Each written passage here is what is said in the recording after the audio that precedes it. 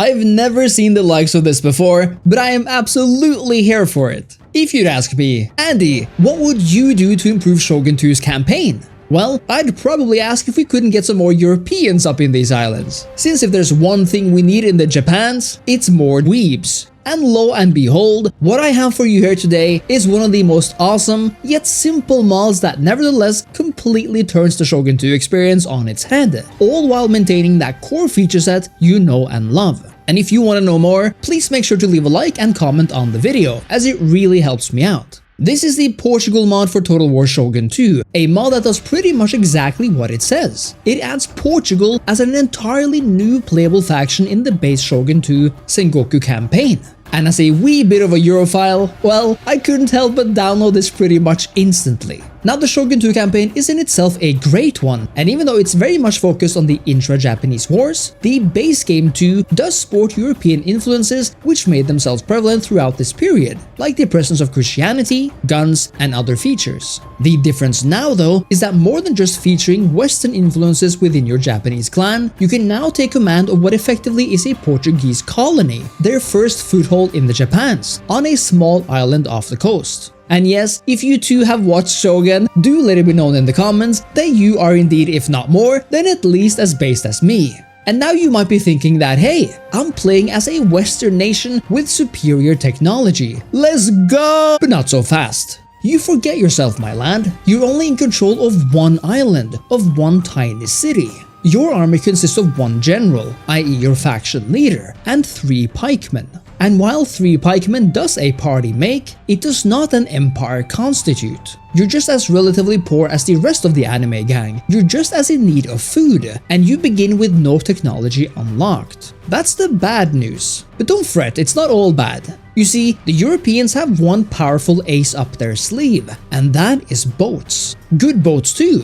You see, these boats are not like the local variant. No, these are large boats, ships you might call them, towering over the Japanese tubs floating down below. The thing about these boats is that they don't start out with anything super fancy, as long as you don't consider matchlock gunmen fancy, that is, because I certainly do. These ships are beasts, easily destroying most if not anything the Japanese can toss your way in the early game. While arrows will do little in terms of dealing damage to your ships, and men in the short to medium term, you will deal an immense amount of damage to enemy ships consistently throughout the battle, easily taking out forces that are several times larger than your own in terms of ships. Other than being awesome on its own, just witness how this looks. You really feel like you're playing with loaded dice here and already cocked revolvers. It truly is an experience. What this quickly comes to mean is that while Portugal as of yet is a weak land power, it is a force to be reckoned with on the high seas, which makes it vital to keep in control of your navy.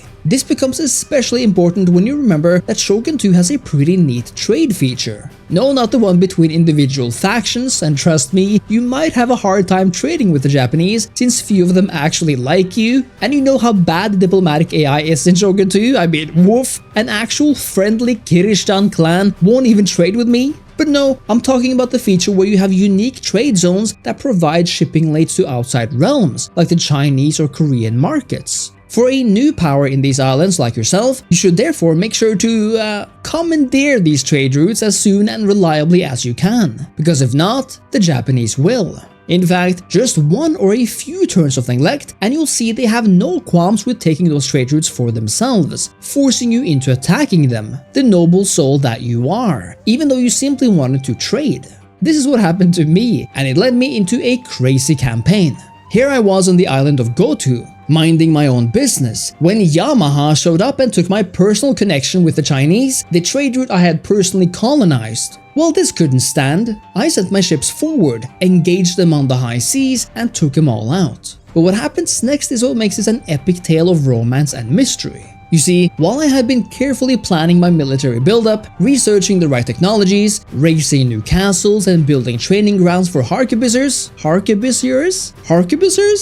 matchlock gunmen, and gathering a relatively mighty host, and even managed to build all new merchant caravel ships, my council had decided this would be a nice time of year to block the ports of Yamana, whatever. With that, it was time to set sail and send my merry band of bacalao eaters offshore to distant lands. Even though Shogun 2's map exploration works the same way for every faction, it's genuinely fun to explore these relatively uncharted lands as a European one, because you feel like you're arriving at these new locations for the very first time, and waving at the native samurai as you pass by in your giant Portuguese wooden fortress. It took me a long time to get to my destination, however. I fought hostile ships on the way and braved the cold winter seas, even got married out there on the high seas to a local Japanese girl, until I finally reached the shores I was supposed to blockade.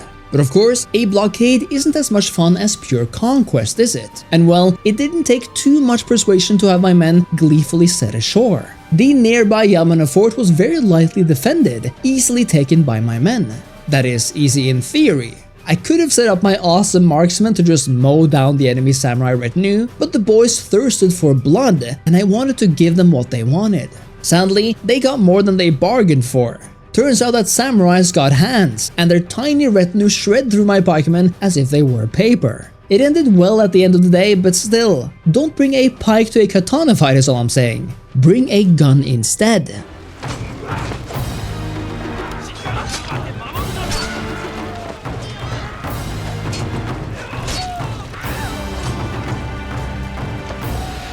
The city was taken, and proudly did my missionary step ashore, beginning his missionarying. But the happy days wouldn't last. They couldn't last. The enemy arrived with an army larger than ever seen before and laid siege. I was certain I was done for, but victory for either side hung in the balance when it turned out just how effective these Portuguese gunmen actually were.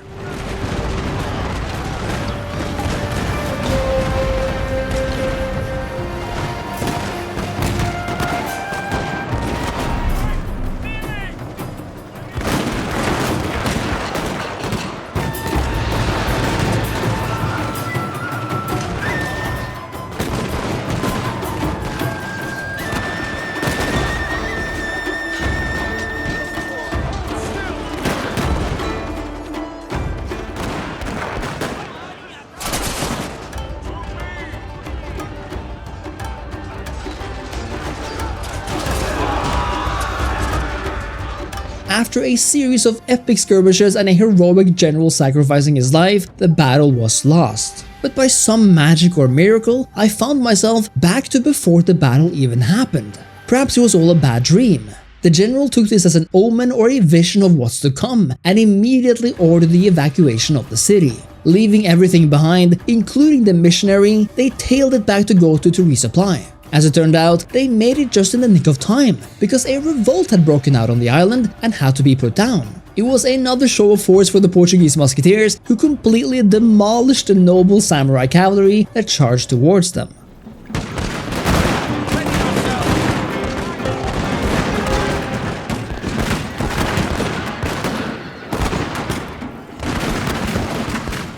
With the island safe and secure, it was time to look outward again. Reports had come in from the nearby main island that a rebel leader had taken hold of a castle. And not only that, but the lordship to his south was home to a Kirishtan clan, whom with friendly relations might be possible. In other words, the army soon set sail for nearby shores this time and took the castle simple as. Preferring a few years of peace to the warfare of the past, the council wished to chart the nearby straits and islands to better understand what might lie ahead. And that's where this Portuguese story in Japan ends for now. But do let me know if you enjoyed this campaign and if you wish to hear more. I absolutely love this mod so far, particularly the fact that it feels so darn well made. We have actual knights for our general's bodyguard, our pikemen look so distinct from the Yari Yashigaru, our matchlock infantry is again unique in relation to the Japanese, and importantly, those ships are just gorgeous to look at. If you want to spice up your vanilla Shogun 2 campaign with a faction that still adheres to the classic rock paper scissors mentality, but spices it all up with new awesome firepower, but must contend with far more powerful land-based factions, then check out this Portugal mod. I highly recommend it. Thank you so much for watching.